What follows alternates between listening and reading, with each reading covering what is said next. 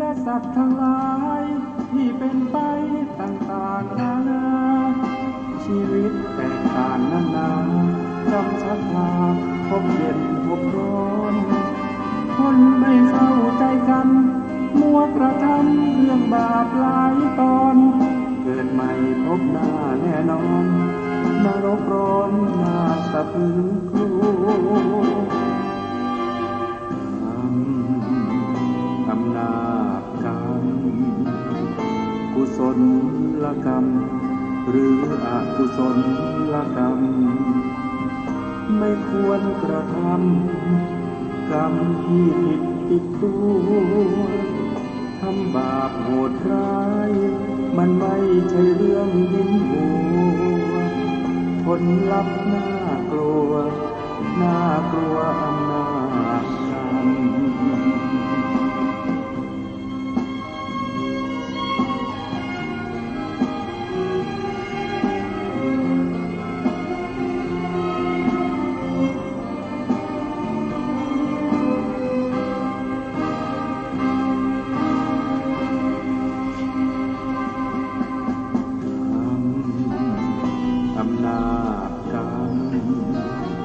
กุศลกรรมหรืออกุศลกรรม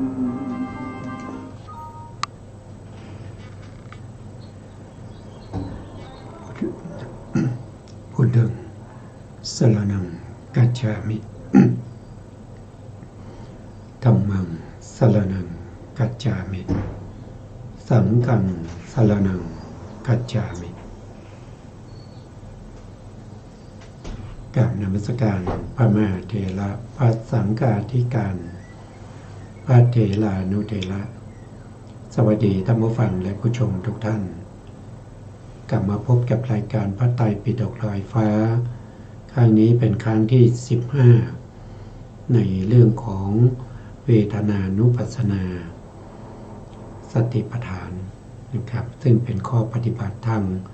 พระพุทธศาสนาครั้งที่แล้วเนี่ยเราก็ได้พูดถึงเวทนาที่เกิดในทวารทั้ง5ไม่ว่าจะเป็นเวทนาที่เกิดในทวารตาอาศัยตากับรูป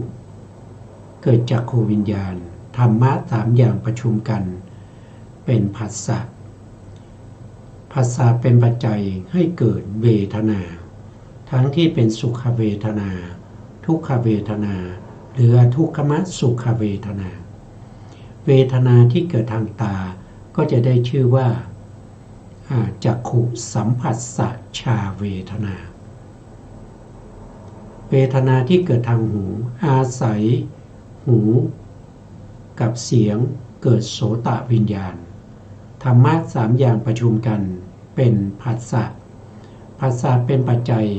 ให้เกิดเวทนาทั้งที่สุขทั้งที่ทุกข์แล้วก็อุเบกขาเวทนาที่เกิดทางหูเรียกว่าโสตสัมผัสสะชาเวทนาเวทนาที่เกิดทา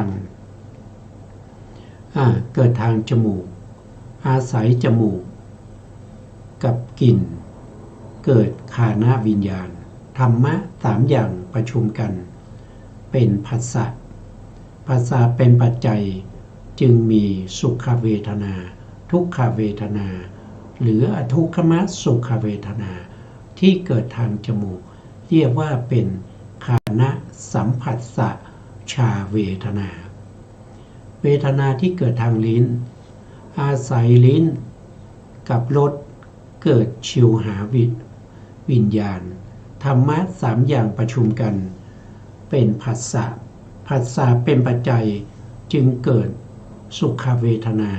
ทุกขเวทนาหรืออทุกขมสุขเวทนาเรียกว่าชิวหาสัมผัสสะชาเวทนาเวทนาที่เกิดทางกายอาศัยกาย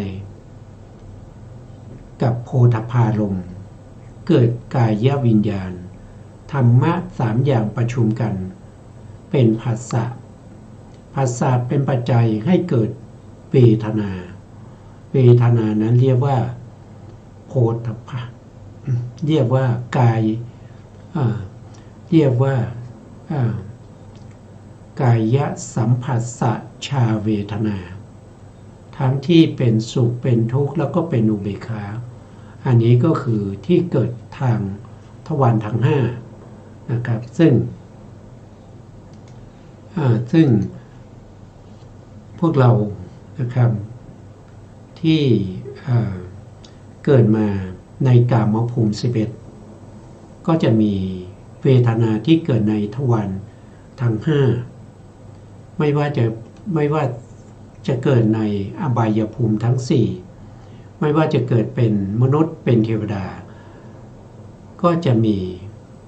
วิถีแบบนี้มีวิถีแบบนี้เกิดขึ้นในทวารทั้ง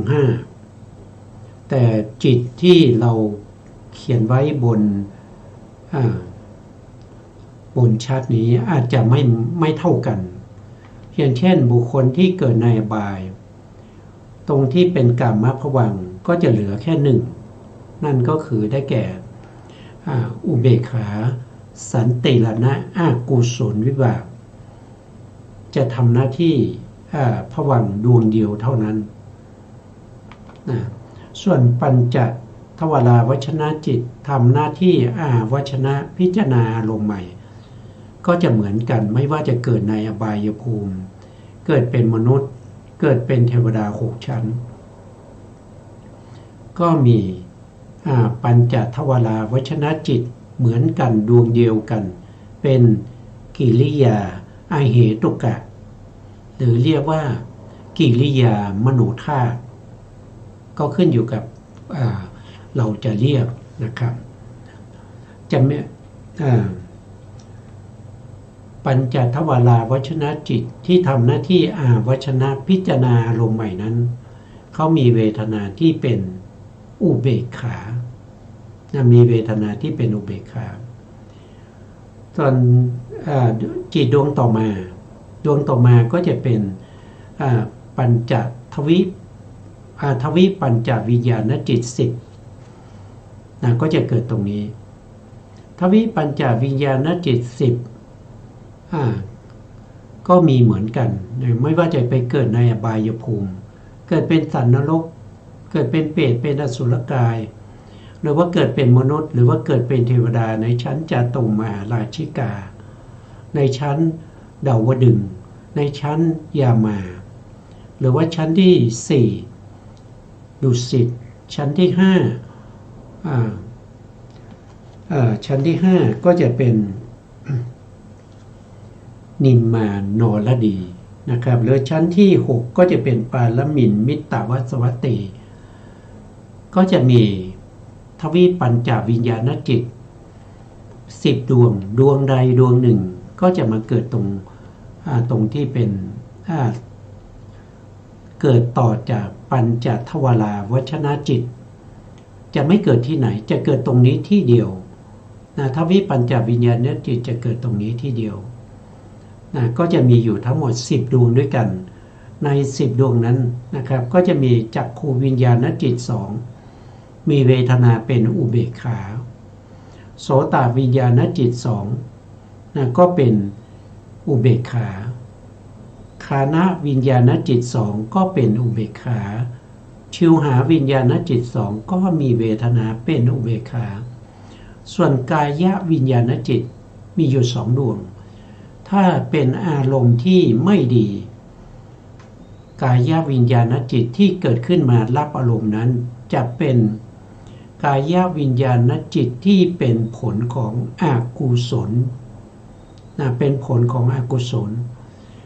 จะมีเวทนาที่เป็นทุกขเวทนาแต่ถ้ากายวิญญาณจิตนั้นรับอารมณ์ที่ดีก็จะเป็น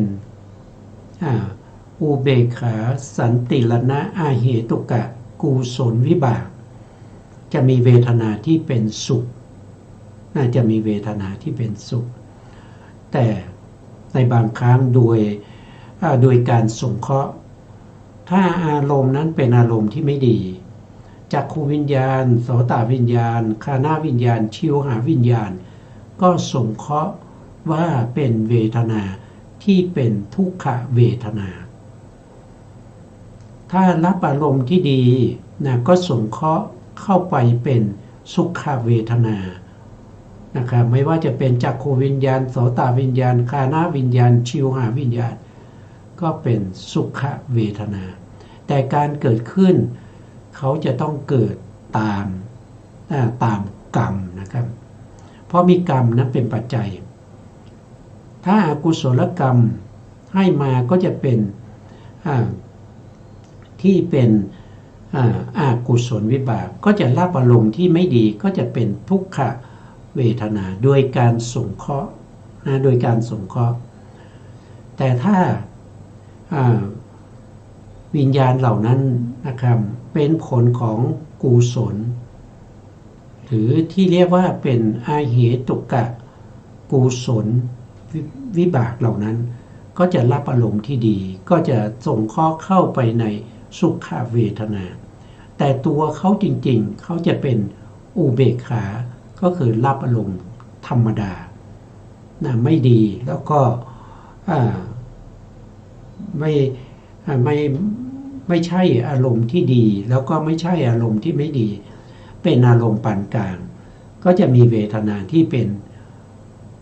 อุเบกขาแต่ตัวจริงๆเขาจะเป็นอุเบกขา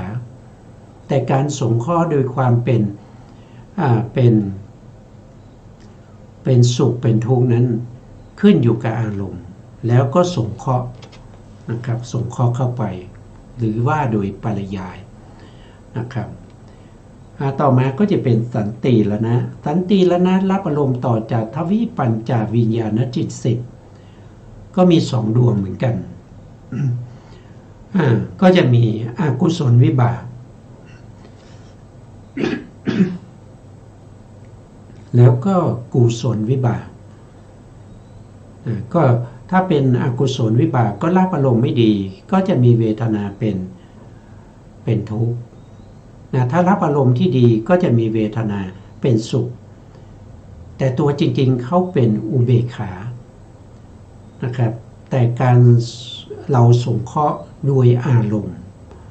เป็นสุขเป็นทุกข์สันติละนะมีอยู่3ดวงสันติละนะมี3ดวงก็จะมีอกุศล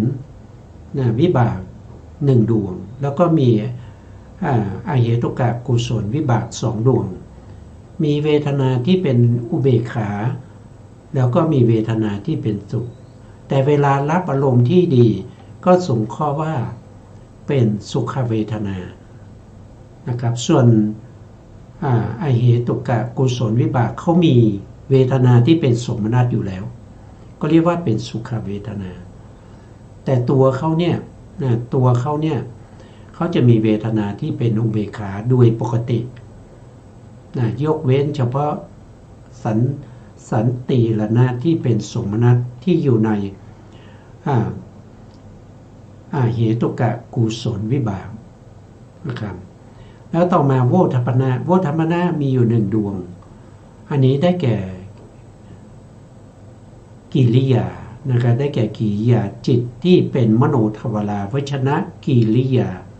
ทำหน้าที่ในการตัดสินอารมณ์นั้นถ้าเป็นอิทธารมณ์เขาจะมีสงเคราะห์ด้วยความเป็นสุขถ้าอารมณ์นั้นเป็นอนิถารมณ์ก็สงเคราะห์ด้วยความเป็นทุกข์แต่ตัวจริงๆเขาเป็นอุเบกขาตัวจริงๆเขาเป็นอุเบกขาแล้วก็ชวนาจิตชวนาจิตเนี่ย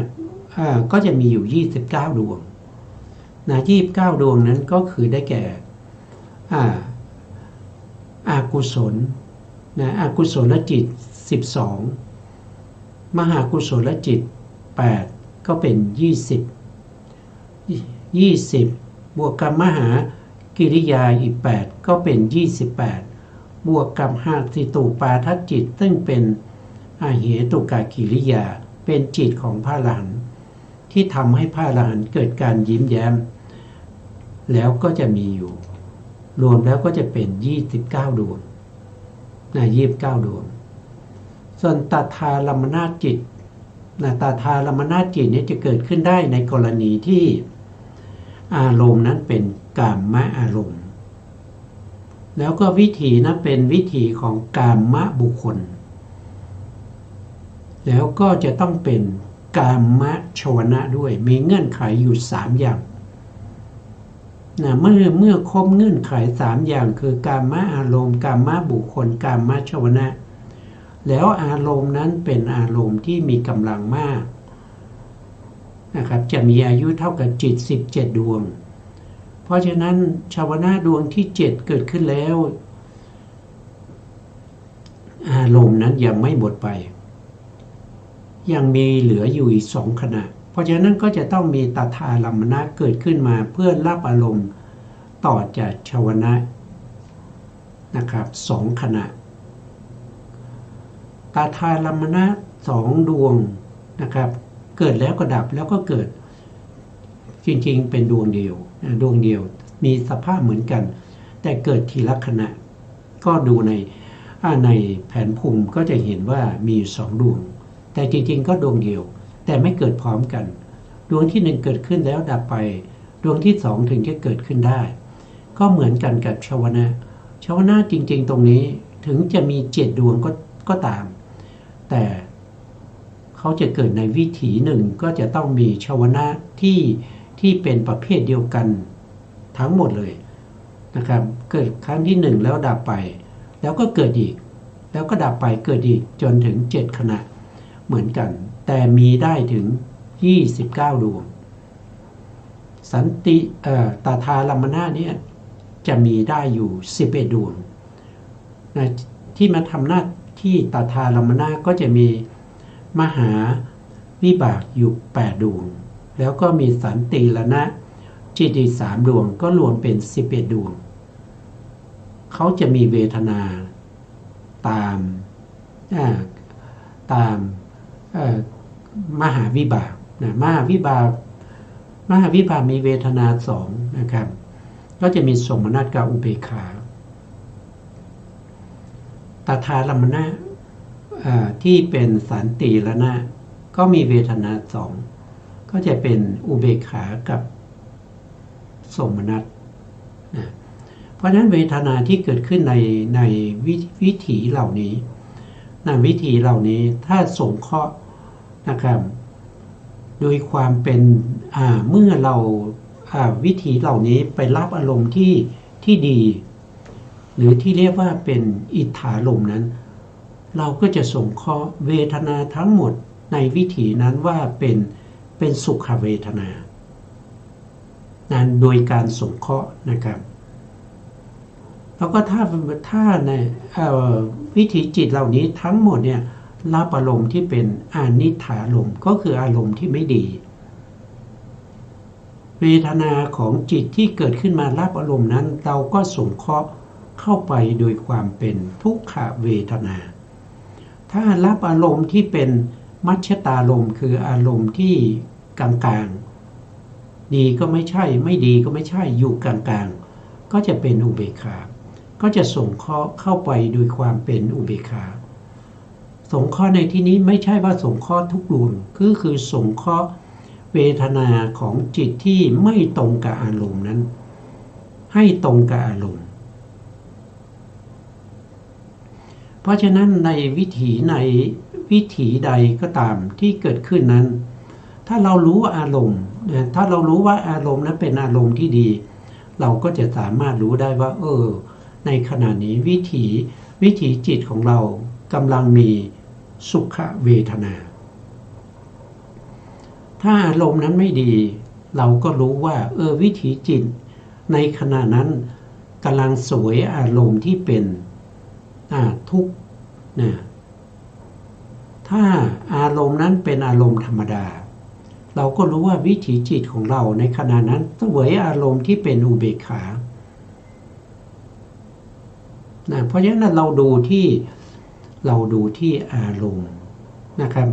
อารมณ์นั้นดีหรือไม่เราก็สามารถที่จะรู้เวทนาได้นะเราก็จะสามารถรู้เวทนาอันนี้เป็นปัญจทวารวิถีทีนี้เราก็มาดูว่าถ้าเราเนี่ยเกิดเป็นมนุษย์นะครับแล้วเราจะมีจิตกี่ดวง เราเป็นมนุษย์นะครับเราก็จะมีภวังคจิตนี้เพียงดวงเดียวเท่านั้นดวงเดียวนั้นคืออะไรดวงเดียวนั้นก็คือได้แก่มหาวิบากดวงใดดวงหนึ่งนะครับไม่ใช่ได้มีทั้ง8นะมีดวงใดดวงหนึ่งบางท่านก็เกิดมาด้วยมหาวิบากดวงที่1นะมาดวงที่1ที่ทำหน้าที่ปฏิสนธิมีเวทนาเป็นโสมนัสแล้วก็ดับไปแล้วก็มาทำหน้าที่ภวังค์ต่อบางคนก็จะมีมหาวิบากดวงที่5มีเวทนาที่เป็นอุเบกขาพวกนี้มีปัญญานะครับมีปัญญาดวงที่1ดวงที่2ดวงที่5ดวงที่6 6ดวงนี้ผู้ที่เกิดด้วยมหาวิบาก4ดวงนี้คือดวงที่1ดวงที่2ดวงที่5ดวงที่6 4ดวงนี้เป็นผู้ที่มีปัญญาเป็นผู้ที่มีปัญญามาตั้งแต่เกิดเพราะฉะนั้นบุคคลเหล่านี้เวลาที่จะศึกษาในเรื่องของพระธรรมคำสั่งสอนของพระสัมมาสัมพุทธเจ้าก็ศึกษาได้โดยง่ายแต่ในง่ายในที่นี้ก็ต้องเกี่ยวกับว่าภวังคจิตด้วยถ้าเกิดจิต4ดวงนี้ถึงแม้ว่าจะมีปัญญาก็จริงแต่เวลาเกิดในขั้นระหว่างวิถีเนี่ยเขาเกิดดับเป็นจำนวนมากวิถีจิตที่เกิดขึ้นแต่ละครั้งเนี่ยมันมีภวังคจิตเหล่านี้มาขั้นมากเพราะฉะนั้นก็เป็นคนที่เข้าใจยากนะครับเป็นคนที่เข้าใจยากเพราะว่ากว่าจะขึ้นวิถีแต่ละครั้งภวังคจิตมาขั้นมากเหลือเกินแต่ถ้าภวังคจิตมาขั้นน้อยเขาก็จะเป็นผู้ที่ศึกษาแล้วก็ทำความรู้ความเข้าใจในพระธรรมคำสั่งสอนของพระพุทธเจ้าได้โดยง่ายเหมือนกับเขามีบารมีที่เขาเคยศึกษามาก่อนเขาเคยสะสมเรื่องของการฟังธรรมเรื่องของสุตตะมัจญาณก็คือปัญญาในการทรงจำพระธรรมคำสั่งสอนของพระพุทธเจ้าได้มันก็จะง่ายมันก็จะง่ายแล้วก็เวทนาเขาก็มี2เป็นสมณเวทนากับเป็นอุเบกขาเวทนาแต่ถ้าบางคนมาเกิดด้วยมหาวิบากดวงที่3ดวงที่4ดวงที่7ดวงที่8 4ดวงข้างหลังเป็นญาณวิปยุตก็มีเวทนาที่เป็นสมนัสแล้วก็อุเบกขาเหมือนกันแต่คนเหล่านี้จะเป็นคนที่ศึกษาพระธรรมคำสั่งสอนของพระพุทธเจ้าแล้วก็เข้าใจยากถึงแม้ว่าภวังคจิตจะไม่ค่อยเกิดมากขั้นระหว่างวิถีไม่มากก็จริงแต่เขาไม่มีปัญญามาตั้งแต่เกิดนะครับเพราะฉะนั้นในการที่จะฟังพระธรรมของพระพุทธเจ้าจึงเข้าใจยากฟังยากนะครับไม่ค่อยรู้เรื่องนี่เพราะฉะนั้นจิตที่เป็นมหาวิบากเนี่ยทำหน้าที่ปฏิสนธิของบุคคลที่เกิดเป็นมนุษย์เกิดเป็นมนุษย์เกิดเป็นเทวดาอีก6ชั้นไม่ว่าจะเป็นจาตุมาราชิกานะครับตาวติงสายามาดุสิตาเป็นต้นก็เกิดด้วยจิตเหล่านี้นะทีนี้ถ้าบุคคลที่เกิดเป็นมนุษย์แล้วก็เป็นมนุษย์ที่ไม่สมบูรณ์บางคนก็ตาบอดบางคนก็หูหนวกมาตั้งแต่กำเนิดหรือว่าเป็นเด็กที่ปัญญาอ่อนก็เกิดด้วยอาเหตุกะกุศลวิบากที่เป็นสันติละนะที่เป็นอุเบกขาก็คือ7ดวงนี้อุเบกขาสันติละนะอันนี้ก็มันพัฒนาไม่ได้มีเวทนาเป็นอุเบกขาส่วนพวกที่เกิดในอบายตัดเกิดเป็นเดรัจฉานเป็นเปรตเป็นอสุรกายเป็นสัตว์นรก ก็จะเป็นอากุศลวิบากอุเบกขาสันติละนะอากุศลวิบากพวกนี้ก็ไม่มีปัญญามาตั้งแต่เกิดแล้วก็เป็นบุคคลเป็น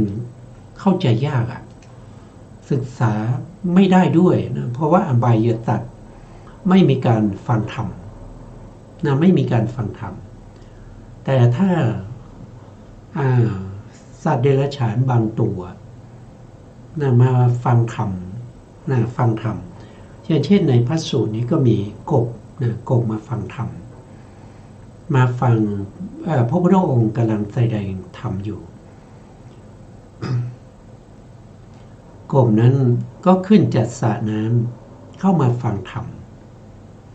นะเมื่อมาฟังธรรมถือเอานิมิตในเสียงของพระพุทธเจ้าด้วยความไพเราะแต่ไม่รู้เรื่องนะไม่รู้เรื่องแล้วก็ขณะที่ฟังธรรมอยู่นั้นก็มีคนเลี้ยงโคนะครับก็มาฟังธรรมเหมือนกันพอมาฟังธรรมเขาเรียกว่าเป็นปัตตักในการที่จะไล่โค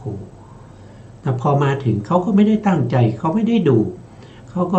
ปัตตักนั้นปักลงไปที่ดินแล้วก็ยืนฟังธรรมปัตตักนั้นก็ไปถูกใส่กบก็ตายในที่นั้นกบนั้นมีเสียงมีเสียงที่พระพุทธองค์แสดงธรรมเป็นอารมณ์แล้วก็ตายจากความเป็นกบได้ขึ้นไปเกิดเป็นเทวดาโดยถือเอานิมิตในเสียงที่พระพุทธองค์แสดงพระธรรมอยู่ฟังไม่รู้เรื่องแต่ก็ได้เป็นเทวดา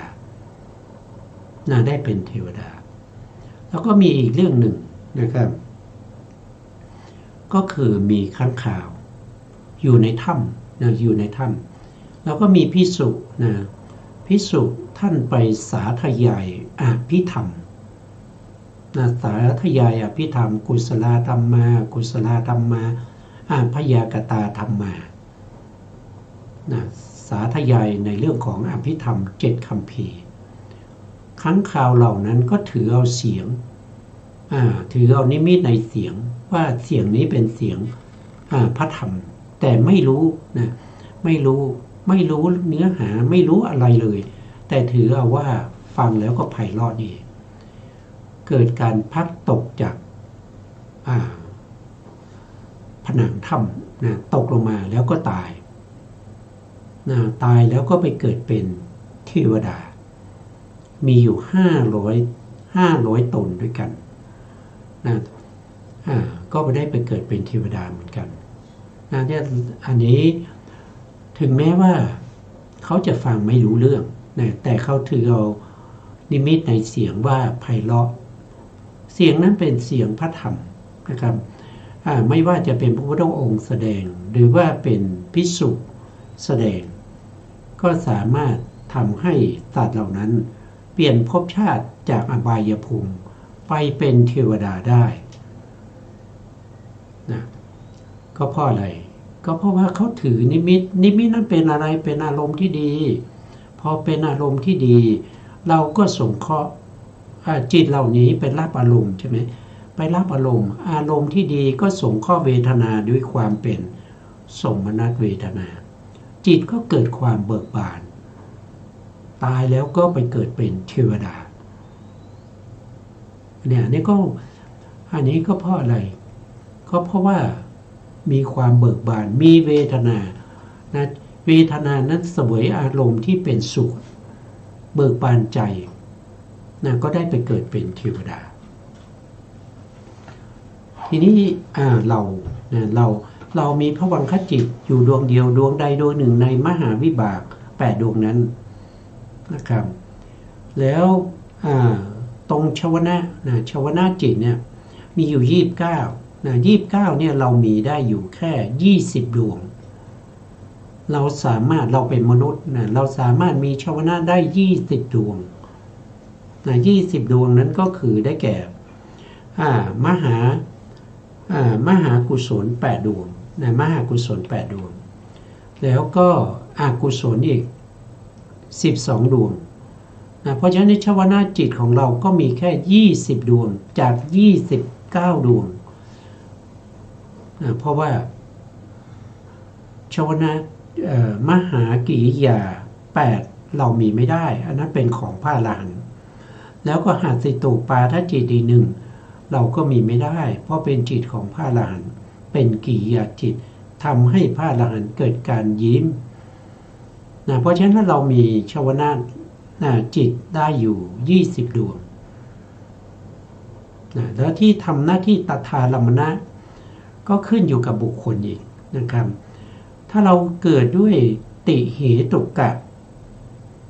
ติเหตุกะมหาวิบากที่เป็นติเหตุกะเราสามารถจะมีตถาลัมมนะได้11ดวงแต่ถ้าเราเกิดด้วยทวิเหตุกะก็คือมหาวิบากที่ไม่ประกอบด้วยปัญญา4ดวงข้างหลังเราก็สามารถที่จะมีตถาลัมมนะจิตได้แค่7ดวงเท่านั้น7ดวงนั้นก็คือได้แก่สันติรณจิต3แล้วก็มหาวิบากที่เป็นญาณวิปยุตอีก4ก็ได้แค่7ดวงได้แค่7ดวงเท่านั้นแต่ถ้าเป็นบุคคลที่เกิดในอบายเกิดด้วยอุเบกขาสันติรณะอกุศลวิบากก็จะมีตถาลัมมนะได้แค่3ดวงเท่านั้น3ดวงนั้นก็คือได้แก่สันติรณจิต3แต่ถ้าบุคคลนั้นเป็นเกิดเป็นมนุษย์และเทวดาแต่ไม่สมประกอบก็สามารถที่จะมีตถาลัมมนะได้อยู่7ดวงนั่นก็คือได้แก่มหาวิบากญาณวิปยุตจิต4แล้วก็สันติรณจิต3ก็มีเวทนาทั้งที่เป็นโสมนัสแล้วก็เป็นอุเบกขาได้รับอารมณ์ที่เป็นอารมณ์ที่ดีก็มีสุขเวทนาถ้ารับอารมณ์ที่ไม่ดีก็เสวยอารมณ์ที่เป็นทุกขเวทนา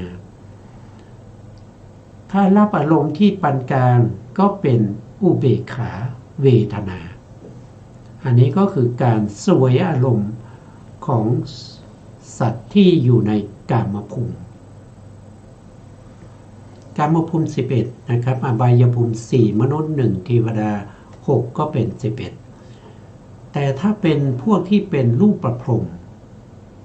พวกที่เป็นรูปประพรหมเนี่ยวิถีเขาก็จะเป็นแบบนี้แต่ว่าจิตนั้นไม่มากสมมติว่าถ้าไปเกิดเป็นรูปประพรหมเนี่ยปัญจทวาราวชนจิตตรงนี้เนี่ยโทษทีทวิปัญจวิญญาณจิตตรงนี้เขาจะมีแค่4ดวงเท่านั้น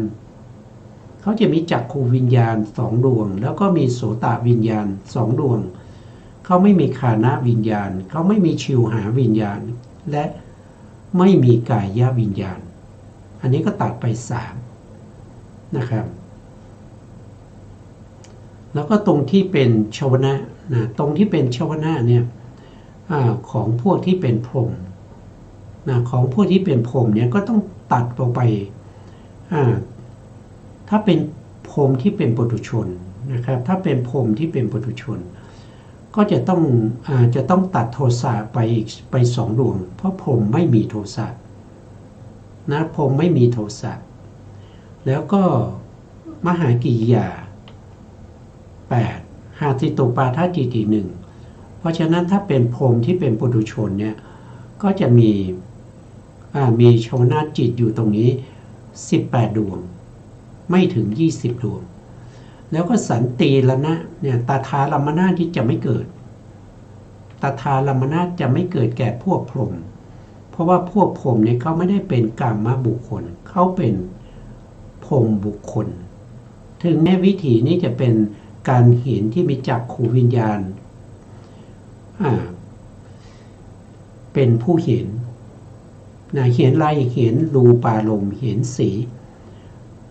ตถาลัมมนะก็ไม่เกิดเพราะว่าขัดกับคุณสมบัติของตถาลัมมนะถึงแม้จะเป็นกามอารมณ์แล้วก็เป็นกามชวนะแต่บุคคลนั้นเขาเป็นรูปประพรหมเพราะฉะนั้นตถาลัมมนะไม่เกิด ส่วนส่วนเวทนานั้นก็ส่งข้อไปตามอารมณ์ถ้าอารมณ์นั้นเป็นอารมณ์ที่ดีเป็นอิทธารมณ์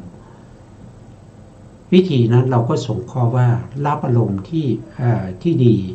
เวทนาก็จะเป็นสมนัตถ้าผมก็รับอารมณ์ที่ไม่ดีเหมือนกันนะบางครั้งเนี่ยผมก็อาจจะรับอารมณ์ที่ไม่ดีอารมณ์ที่ไม่ดีก็คือเวลาที่ผมนะครับมาอย่างโลกมนุษย์อย่างเงี้ยผมเขามีตาเขามีตาผมเวลาที่สมมติว่าผมเนี่ยลงมาที่แม่น้ำคงคานะครับลงมาที่บริเวณที่เขาเผาศพกันในประเทศอินเดียผมก็จะเห็นศพใช่ไหมก็จะเป็นเห็นศพมนุษย์เห็นมนุษย์ตายร่างเน่าเปื่อยอย่างเนี้ยก็เป็นอนิถารมณ์ของพรหมได้เหมือนกันเพราะฉะนั้นวิถีของพรหมนั้นก็จะมีเวทนาก็จะเสวยเวทนาที่เป็นทุกข์ก็จะเสวยเวทนาที่เป็นทุกข์อันนี้โดยสงเคราะห์นะครับแต่จริงๆแล้วพรหมนั้นท่านจะไม่มีชวนะที่เป็นโทสะนะครับไม่มีก็ขึ้นอยู่กับอารมณ์นะครับโดยการสงเคราะห์นะครับไม่ใช่โดยตัวองค์ธรรมนะถ้าเป็นตัวองค์ธรรมเนี่ยพรหมเขาจะไม่มีโทสะเพราะโทสะนี่มีเวทนาที่เป็นโทมนัสเป็นทุกข์นะครับแล้วเขาไม่มีกายประสาทเขาก็ไม่มีทุกขเวทนาอันนี้ด้วยการสงเคราะห์ทีนี้ผมที่เขามีจิตเขาเนี่ยในอกุศลเนี่ยถ้าเป็นปุถุชนเนี่ยเขาก็จะมีโลภะก็มีทั้ง8ดวงโมหะก็มีทั้ง2ดวงมหากุศลก็มีทั้ง8ดวงนะครับเขามีเวทนาที่เป็นสมนัตก็ได้เป็นอุเบกขาก็ได้ แต่เขาไม่มีเวทนาที่เป็นโทสะคือโทมนัสโทมนัสแล้วก็ไม่มีเวทนาที่เป็นทุกขกายวิญญาณจิตแล้วก็สุขกายวิญญาณจิตไม่มีสำหรับพรหมแต่ที่เราสงเคราะห์ว่าพรหมเนี่ยมีอารมณ์ที่เป็นอนิถารมณ์ด้วยในกรณีที่ท่านได้เห็นสิ่งที่ไม่ดีจิตที่เกิดขึ้นมาเป็นชวนะนั้นก็อาจจะเป็นจิตที่เป็นโลภะที่เป็นอุเบกขาหรือว่าจะเป็นโมหะนะครับหรือว่าจะเป็นมหากุศลอย่างใดอย่างหนึ่งแต่เราก็ส่งข้อเข้าไปโดยความเป็นอารมณ์ที่ไปชวนะที่ไปตรงกับอารมณ์นั่นก็คือส่งข้อว่าเวทนานั้นเป็นเวทนาที่เป็นทุกขเวทนาก็จะเป็นลักษณะอย่างนี้เพราะฉะนั้นเราก็จะสามารถที่จะรู้ได้ในแต่ละวันที่เราได้เห็นใช่ไหมเราเห็นอะไรเราเห็นสิ่งที่ดีนะครับเช่นเห็นพระเดินบิณฑบาตเราเห็นพระพุทธรูปเราได้เห็นดอกไม้เห็นดอกไม้เห็นสิ่งที่ดีๆทั้งหลายนั่นก็แสดงว่าในขณะนั้นเรามีเวทนาที่เป็นสมนัตจิตของเรากำลังเสวยอารมณ์ที่เป็นสุขเนี่ยเราก็รู้เวทนารู้จักอะไรรู้จักการสังเกตอารมณ์ถ้าในขณะที่เรารับอารมณ์ที่ไม่ดีนะครับรับอารมณ์ที่ไม่ดีเช่นเราเดินไปเราก็เห็นมูลสุนัขอย่างเงี้ยเราเห็นกบตายเห็นเขียดตายเห็นสุนัขเน่าเห็นซากศพอย่างเงี้ยอารมณ์ไม่ดีจิตของเราในขณะนั้นก็ส่งเคราะห์โดยความเป็นทุกขเวทนาเสวยอารมณ์ที่เป็นทุกข์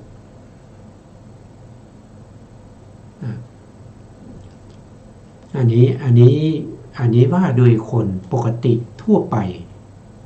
นะว่าโดยคนปกติทั่วไปบางคนก็มีอารมณ์ประเภทที่เป็นเขาเรียกว่าเป็น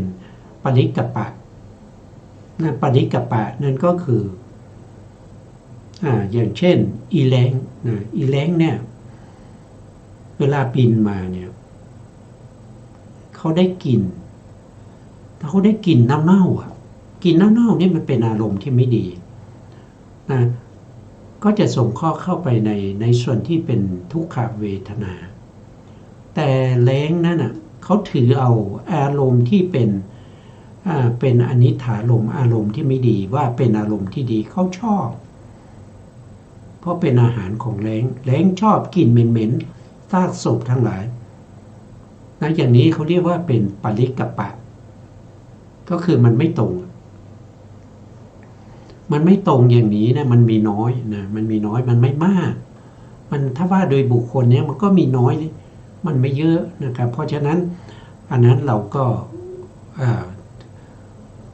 ก็มีอยู่แต่เราถือว่ามันน้อยเกินไปน้อยเกินไปนะครับเราก็จะไ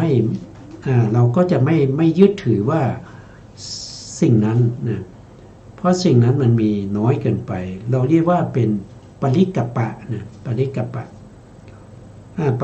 ะหรือถ้าเราเรียกโดยเล็กน้อยจนไม่นำมาในการคำนวณมันเป็นทศนิยมน้อยๆอย่างเนี้ยเราเรียกว่าโผหาริกคือมันมีอยู่แต่มันน้อยเกินไปที่จะคิดนะครับเพราะฉะนั้นอันนั้นเราก็ผ่านไปนะทีนี้เรารู้ในเรื่องของวิถีทางปัญจทวารแล้วเนี่ยชีวิตประจำวันเราก็จะมีอย่างนี้นะแล้วอีกอย่างหนึ่งนั่นก็คือเรามีอารมณ์ที่เรารู้ทางมโนทวารด้วยมโนทวารเนี่ยเกิดมากนะครับ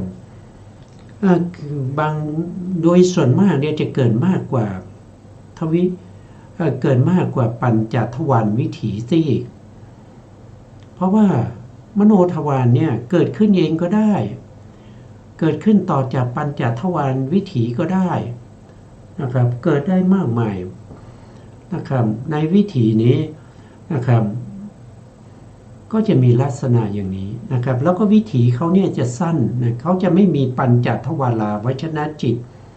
เขาจะไม่มีจักขุทวารนะครับเขาไม่มีทวิปัญจวิญญาณจิตติเขาไม่มีสัมปติฉันนะเขาไม่มีสันติละนะเขาไม่มีโวทัพนะเพราะฉะนั้นวิถีเขาก็จะสั้นเวลาที่วิถีทางมโนทวารเราเรียกว่าเป็นธรรมารมณ์นี้ก็คือได้แก่จิตเจตสิกสุขุมรูปประสาทรูป5แล้วก็นิพพานแล้วก็บัญญัติด้วยทั้งหมดนั้นเป็นธรรมารมณ์แล้วก็จะมีวิสัยรูปด้วยเช่นสีเสียงกลิ่นรสโผฏฐัพพะที่ไม่ใช่ปัจจุบันที่นึกเอานะครับที่นึกเอาในขณะนั้นเราไม่ได้เห็นแต่เราสามารถที่จะนึกถึงสีได้นึกถึงเสียงได้นึกถึงกลิ่นได้นึกถึงรสได้นึกถึงโผฏฐัพพะได้อันนั้นก็จัดมาเป็นอารมณ์ทางมโนทวารวิถีแต่อารมณ์นั้นเราจะเรียกว่าเป็นวิสัยรูปที่เป็นอดีตนะที่เป็นอดีตก็คือปัญจลมนะที่เป็นอดีตนะอดีตปัญจลม3ชนิดนี้หมายถึงว่าเป็นอารมณ์ที่ดีเรียกว่าอิทธารมณ์อารมณ์ที่ไม่ดีเรียกว่าอนิถารมณ์อารมณ์ที่ปานกลางเรียกว่ามัชฌตารมณ์เวลาธรรมารมณ์เนี่ยมากระทบเนี่ยเขาไม่ได้กระทบกับวัตถุนะเขาไม่ได้กระทบกับหาทายวัตถุ ซึ่งเป็นที่อาศัยเกิดของจิตแต่เขาจะกระทบกับนามนั้นก็คือได้แก่ภวังคจิตได้แก่ภวังคจิตนะสัตว์ทั้งหลายนะครับยกเว้นอสัญญสัตตบุคคลเท่านั้นยกเว้นบุคคลคนเดียวแล้วเกิดในอสัญญสัตตภูมิยกเว้นเฉพาะตรงนั้นนอกนั้น30ภูมินั้นจะต้องมีจิตนะจะต้องมีจิตเกิดดับอย่างนี้อยู่ตลอดเวลานะต้องมีอยู่ตลอดเวลานะครับแล้วก็ยกเว้นบุคคลที่ท่านเข้านิโรธสมาบัติอันนั้นจะต้องเป็นพระอนาคามี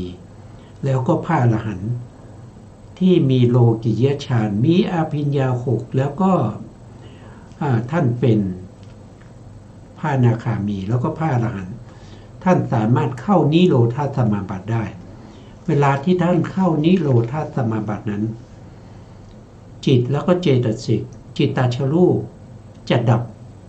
จะไม่เกิดในขณะที่ท่านอยู่ในนิโรธสมาบัติแต่ในขณะที่ท่านออกจากนิโรธสมาบัติแล้วจิตของท่านก็จะเกิดอีกก็จะมีวิถีแบบนี้อีกนะครับมีวิถีทางปัญจทวารมีวิถีทางมโนทวารก็จะมีวิถีอย่างนี้เพราะฉะนั้นในชีวิตประจำวันของเราเนี่ยที่เราเป็นอยู่เนี่ยวิถีจิตเราเนี่ยจะเกิดดับอยู่ในหัตถยวัตถุแล้วก็อยู่ในวัตถุเช่นจักขุวัตถุโสตวัตถุคานาวัตถุชิวหาวัตถุกายวัตถุจิตเหล่านี้จะเกิดดับเป็นทิวถอเป็นเส้นเป็นสายดวงหนึ่งเกิดขึ้นดับไปดวงที่2ก็เกิดต่อเกิดดับอยู่อย่างนี้ไม่มีวันพักผ่อนแม้กระทั่งในเวลาที่เราหลับสนิทไม่ได้นึกคิดอะไรไม่ได้เห็นไม่ได้ยินอะไรเลยแต่จิตนั้นก็ไม่อยู่ทำงานจิตที่จะเกิดดับในขณะที่เรากำลังหลับสนิทนั้นได้แก่ภวังคจิตภวังคจิตที่บริสุทธิ์นะครับไม่มีอกุศลไม่มีกุศลเข้าไปเกิดจะเป็นแต่ภวังคจิตที่เพียวๆเกิดดับตั้งแต่เราหลับไปจนถึงเราตื่นพอเราตื่นก็จะมีวิถีที่เป็นปัญจทวารวิถีแล้วก็มโนทวารวิถีเกิดขึ้นอีกตลอดที่เรายังไม่หลับวิถีจิตเหล่านี้ก็จะเกิดดับอยู่อย่างนี้เพราะฉะนั้นถ้าเรามีอายุ80ปี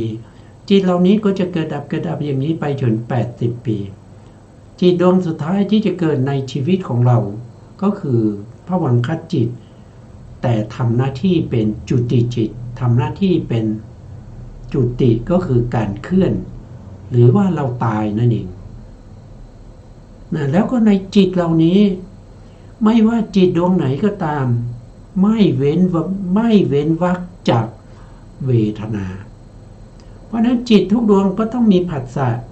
ต้องมีผัสสะผัสสะเป็นเหตุเป็นปัจจัยให้เกิดเวทนานั้นเกิดขึ้นได้ด้วยอาศัยผัสสะแล้วก็สวยอารมณ์ทั้งที่เป็นสุขทั้งที่เป็นทุกข์ทั้งที่เป็นอุเบกขาขึ้นอยู่กับอารมณ์แล้วก็ขึ้นอยู่กับตัวจิตนั้นว่าจะมีเวทนาอะไร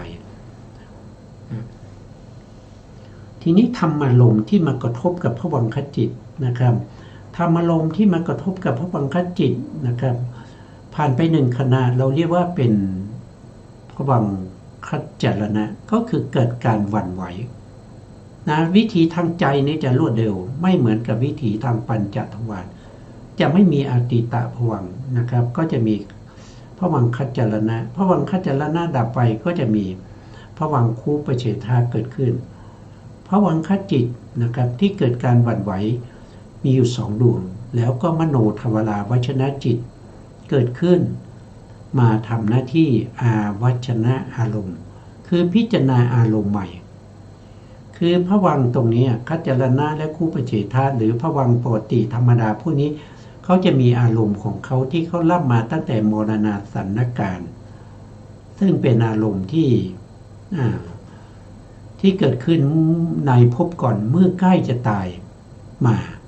เขาจะรู้อารมณ์นั้นตลอดนะเกิดขึ้นเมื่อไหร่เขาจะรู้อารมณ์นั้นแล้วถ้ามโนทวาราวชนะจิตเกิดขึ้นเนี่ยเขาจะทำหน้าที่วชนะนั่นคือการพิจารณาอารมณ์ใหม่ก็คือพิจารณาธรรมอารมณ์นะเป็นอารมณ์ใหม่ที่มากระทบกับภวังคจิตตรงนี้อารมณ์นั้นมีทั้ง3ชนิดทั้งดีและไม่ดีแล้วก็เป็นอารมณ์ธรรมดาถ้าเป็นอารมณ์ที่ดีนะเขาก็จะสวยอารมณ์ที่เป็นสุขถ้าอารมณ์ไม่ดีก็สวยอารมณ์ที่เป็นทุกข์แต่ตัวเขาเนี่ยมีเวทนาที่เป็นอุเบกขาแต่เราสงเคราะห์ตามอารมณ์ไปนะเมื่อเขาวชนะพิจารณาอารมณ์ที่เป็นธรรมอารมณ์ที่มากระทบนั้นเขาจะทำหน้าที่ในการโยนิโสมนสิการหรือโยนิโสมนสิการด้วยในตัวเมื่อเขาทำหน้าที่โยนิโสมนสิการก็คือพิจารณาอารมณ์นั้นด้วยความแยบคายชาวนะที่เกิดขึ้นก็จะเป็นชาวนะที่เป็นกุศลเกิดดับไป7ครั้งเหมือนกับปัญจทวารวิถีเหมือนกันเมื่อเกิดขึ้นแล้วนะครับถ้ามีองค์ครบของตัทธาลัมมนะก็เป็นกามอารมณ์นึกถึงสีนะครับนึกถึงสีเป็นกามอารมณ์แล้วคนที่นึกถึงเป็นมนุษย์หรือว่าเป็นเทวดาหรือว่าเป็นเดรัจฉานเป็นเปรตเป็นอสุรกายก็เป็นกามบุคคลแล้วก็ชาวนะตรงนี้เป็นกามชาวนะก็คืออกุศลและจิต12แล้วก็มหากุศลจิต8ก็จะมีตถาเกิดขึ้นตถาเกิดขึ้นก็จะมี11ดวงตามที่เราศึกษาไปแล้วก็คือมหาวิบาก8แล้วก็สันติรณะ3ดวงใดดวงหนึ่งก็จะเกิดตรงนี้เกิดขึ้นมารับอารมณ์ต่อจากชาวนะ2ขณะ2ครั้งแล้วก็ดับไปเกิดขึ้นดับไปเกิดขึ้นดับไปแล้วก็ลงสู่ภวังค์อีกครั้งหนึ่งนะในวิถีที่เป็นมโนทวารวิถีก็มีอารมณ์3ชนิดเราจะรู้เวทนาเราก็ดูที่อารมณ์ถ้าเป็นอารมณ์ที่ดีเวทนาก็จะเป็นสมนัสก็คือเป็นสุขนะอารมณ์ที่ไม่ดีก็เป็นทุกข์อารมณ์ที่เป็นมัชฌตารมณ์ก็เป็นอุเบกขาแต่มโนทวาราวชนะจิตเขามีเวทนาที่เป็นอุเบกขาแต่เราสงเคราะห์เข้าในอารมณ์ถ้าเป็นอารมณ์ที่ดีก็เป็นสมนัสถ้าอารมณ์ไม่ดีก็เป็นทุกข์นะครับก็จะเป็นอย่างนี้นะเพราะฉะนั้นวิถีจิตที่เกิดขึ้นเนี่ยจะต้องมีอารมณ์จิตที่เกิดขึ้นไม่มีอารมณ์ไม่ได้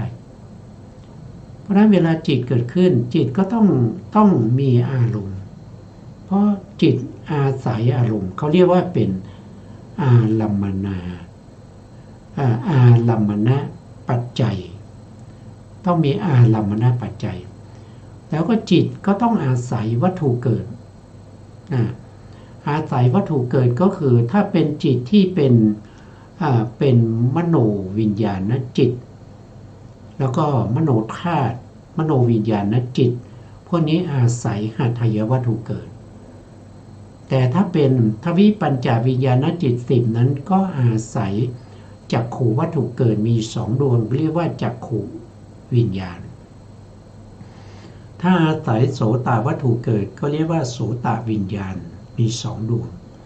ถ้าอาศัยฆานะวัตถุเกิดก็เรียกว่าฆานะวิญญาณมี2ดวง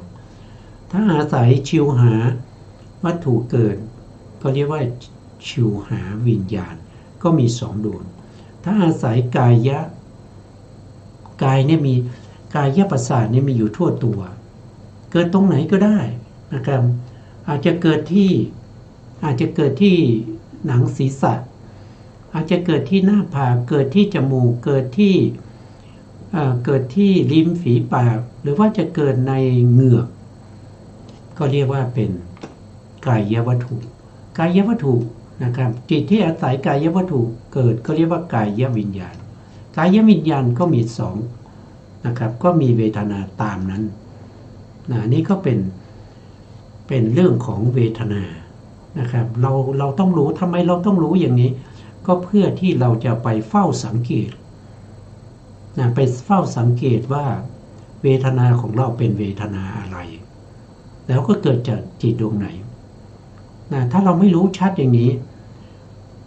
เราก็ไม่สามารถที่จะเข้าถึงยตปริญญาได้นะครับวันนี้เวลาหมดนะครับต่อท้ายนี้ก็ขอกราบขอบพระคุณพระครูสมุทรวิศวัตรวรกิจโจผู้อำนวยการสถานีวิทยุ